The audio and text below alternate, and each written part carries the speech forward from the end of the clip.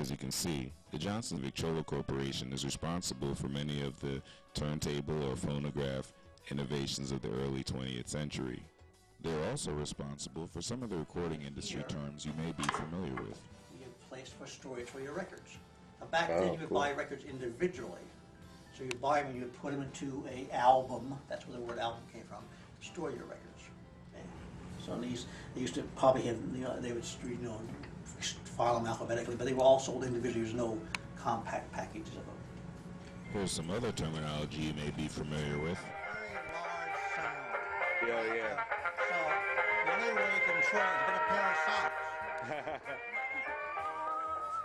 You put a sock in it. I've never heard that terminology when you were a kid. Wow, that's where that's from. That's where this came from. So by putting a sock in it, you muffle the sound to the point where it's more tolerable to listen to.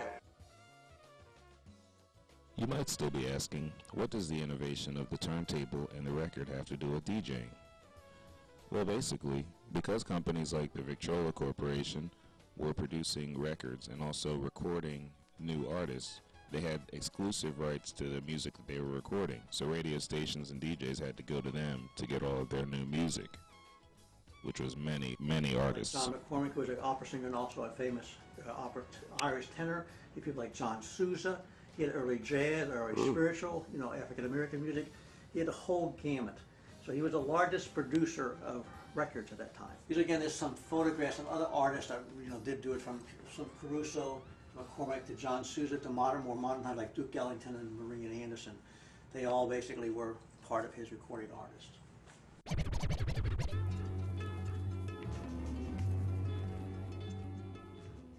The RCA Victor Corporation continued to grow and flourish throughout the early 20th century and record many more famous artists. The dog you see here is the mascot, Nipper.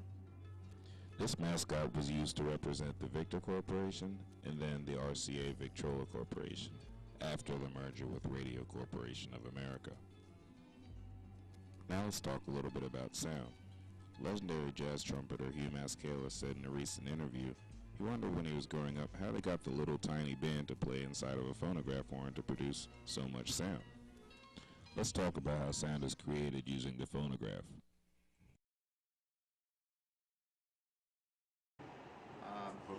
But Edison, a very fascinating, and is obviously a genius. I don't think his mind ever stopped working. But as a youngster, he realized, that sound travels in vibrations. And he used his fingers and just moving his lips or blowing or talking, he feel the sound waves.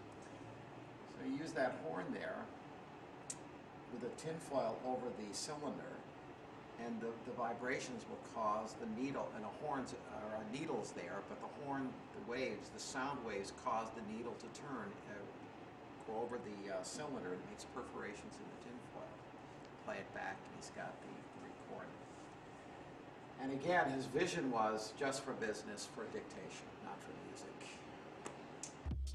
Now that we've discussed sound a little bit, what are some of the early DJ devices? Here we see what is known as an auxetophone.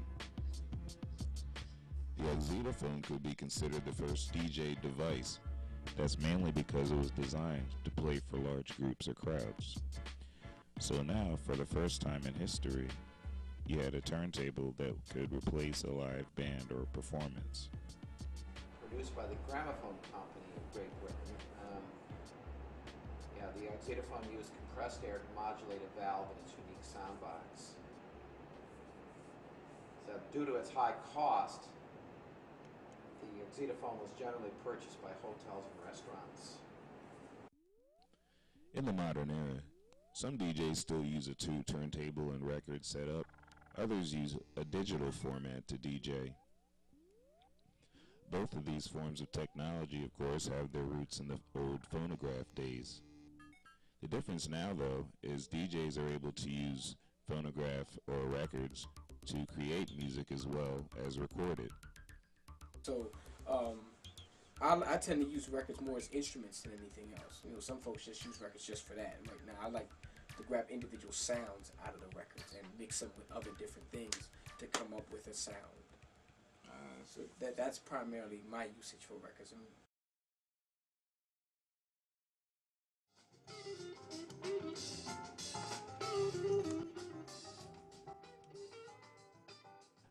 device shown here is an MPC drum machine. And this is a popular device used for sampling. And I'll just show you a quick demonstration of how this works from sampling from a vinyl record to a drum machine.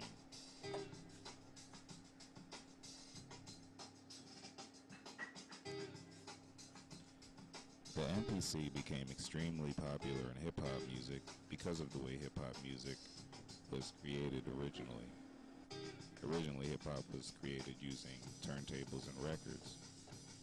A DJ would play a portion of a song and then repeat that same portion of the song playing the same exact record, creating what was called a loop.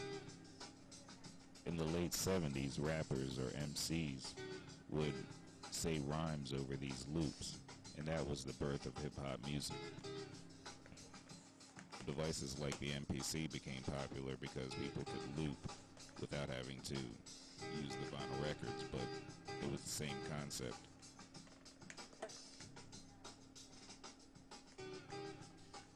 Hip-hop music caused a huge boom in the sale of vinyl records.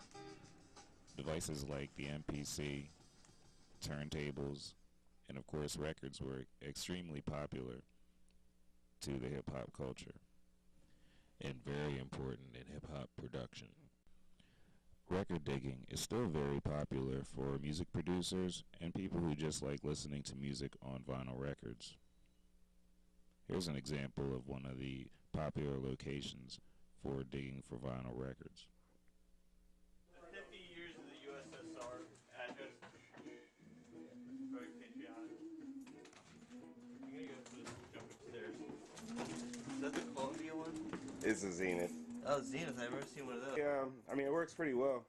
I'll break it out in a minute. It's like, Yeah, I've never seen a Zenith one. cool.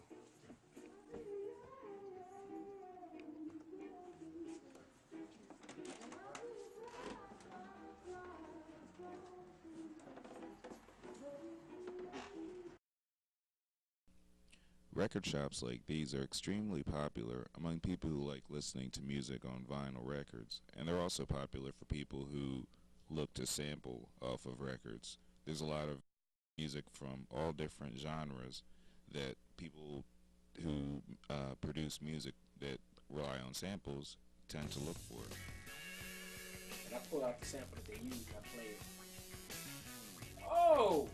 They sampled that? Oh man, I thought the beat was original. It is original.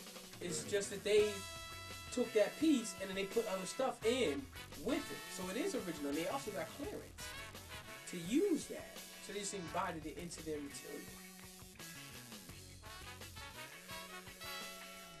So as you can see, later in the 20th century, the vinyl record was used to create music as well as obviously listen to music on.